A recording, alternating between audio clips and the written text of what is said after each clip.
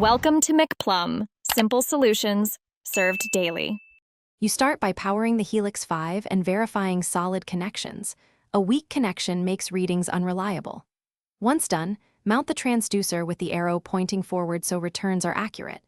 Make sure the inline fuse is correct and the battery is charged. Power on, step through language and time, then select freshwater or saltwater to set baseline sound speed. These initial choices affect depth and fish icons, so take seconds now to prevent bad readings later. You now refine sonar settings so targets separate from noise. Start with frequency.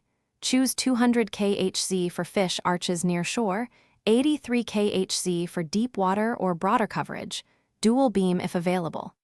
Use auto sensitivity to get a baseline, then reduce until background clutter clears.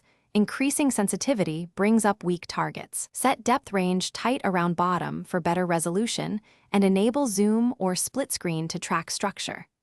Make sure noise rejection is on to filter motor interference and get stable returns.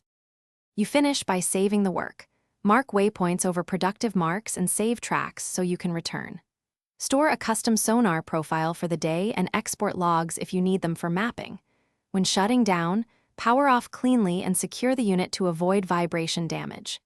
If the screen is blank or depth reads 0, check the 12V fuse and voltage, inspect the transducer cable for damage, and ensure connectors are tight.